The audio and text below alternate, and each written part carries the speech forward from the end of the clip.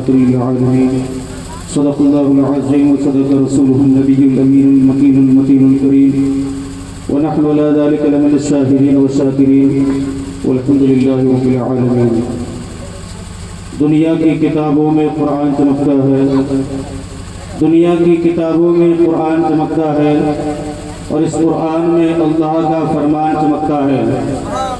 دنیا کی کتابوں میں قرآن چمکتا ہے اور اس قرآن میں اللہ کا فرمان چمکتا ہے. اور جو عادت بنا لے اپنے قرآن کی تلاوت کو، اللہ کی نظروں میں وہ انسان چمکتا ہے. جو عادت بنا لے اپنے قرآن کی تلاوت کو، اللہ کی نظروں میں وہ انسان چمکتا ہے. برادران عزیز و وقار، وقت کی نزاکت کو مد نظر رکھتے ہوئے کچھ بات آپ کے سامنے حوالے کر رہا ہوں. آل رسول ہم آپ کے سامنے جلوہ بار ہیں. الحمدللہ یہ ہماری بڑی خوش نصیبی کی بات ہے کہ آج ہمارے سامنے آل رسول جلوہ بار ہیں. الحمدللہ آپ آل رسول کے چہرے کی زیارت کیجیے اور اپنی نیکیوں میں اضافہ کیجیے. برادران عزیز و وقار، الحمدللہ آج کی مقدس محفل بڑے قابل مبارکباد ہے آپ سبھی کمیٹی کے حضرات کو کہ آپ نے مقدس محفل حضور پاک علیہ الصلوۃ والتسلیم کی بارگاہ میں اپنے غلامی کا ثبوت دیتے ہوئے آج عظیم الشان محفل سجائی ہے. غلامان عاشق واقعی یقیناً جس کے دل میں حضور پاک علیہ الصلوۃ والتسلیم کی محبت ہوتی ہے، وہ نہ جانے کتنی بھی پریشانیوں کو برداشت کرتے ہوئے حضور کی محبت کا ثبوت دیتے ہوئے ایسی محفلوں کو منعقد کرتے ہیں. برادران عزیز و وقار، ایک واقعہ میں آپ کے سامنے بیان کر دوں. اس سے پہلے کہ درود پاک پڑھ اللہم صلی علی سیدنا مولانا محمد مبارک وسلم صلاۃ والسلام علیہ یا رسول اللہ صلی اللہ تعالی علیہ وسلم. آقا کریم صلی اللہ تعالی علیہ وسلم کی سیرت کے متعلق آپ نے حضرت سے بہت کچھ سماعت فرمایا. ایک واقعہ میں آپ کے سامنے بیان کر دوں.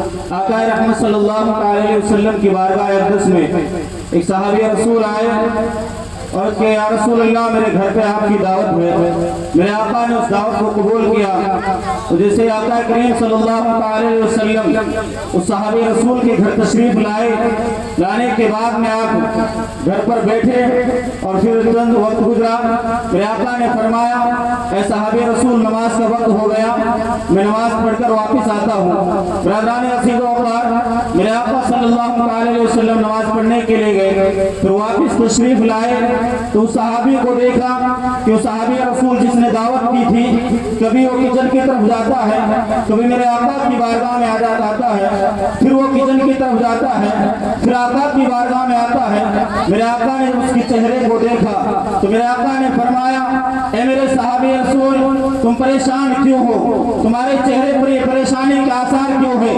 میرے آقا نے فرمایا اے میرے صحابی میں دیکھ رہا ہوں تم بڑے پریشان نظر آ رہے ہو. صحابی رسول کہتے ہیں یا رسول اللہ میں نے آپ کی دعوت کی تھی، لیکن جیسے ہی میں نے مچھلی کو کاٹ کر ہانڈی میں ڈالا ہے اور جب اس کو میں چولہے پر چڑھاتا ہوں تو وہ آگ بجھ جاتی ہے، جب اس ہانڈی کو نیچے اتارتا ہوں تو آگ جلنا شروع ہو جاتی ہے، جب اس کو چولہے پر رکھتا ہوں تو آگ بجھ جاتی ہے، ماجرا سمجھ میں نہیں آتا. میرے آقا نے فرمایا اے میرے صحابی اس مچھلی کو میرے پاس میں لاؤ تو صحیح. کہ وہ صحابی رسول اس مچھلی کو حضور کی بارگاہ میں لانے کے بعد میں میرے آقا نے اس مچھلی سے پوچھا اے مچھلی ذرا تو بنتی کیوں نہیں ہے، آگ تجھ سے بجھ کیوں جاتی ہے؟ تو وہ مچھلی کہتی ہے یا رسول اللہ ایک مرتبہ سمندر میں کچھ لوگ سفر کر رہے تھے، کشتی میں سوار تھے اور میں نے دیکھا اس کشتی میں سوار لوگ آپ پر درود پاک پڑھ رہے تھے. جب میں نے ان کا درود پاک پڑھا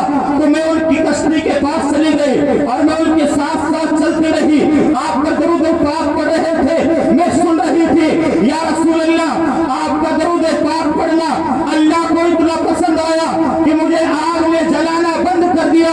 میرے آقا فرماتے ہیں جب مچھلی ہو کر میری محبت میں درود پاک سن کر آگ سے بچ جائے تو میرا امتی ایسی محفلوں کو سجا کر مجھ پر درود پڑھ کر تو اسے جہنم کی आग कभी नहीं जला सकती, जहन्नम की आग उसे कभी नहीं छू सकती।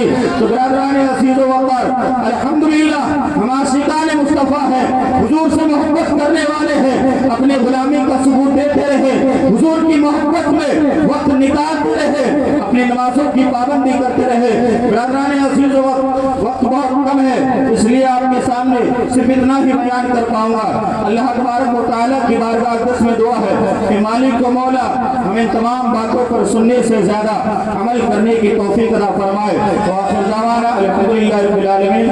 अस्सलामु अलैकुम व रहमतुल्लाहि व बरकातुहू।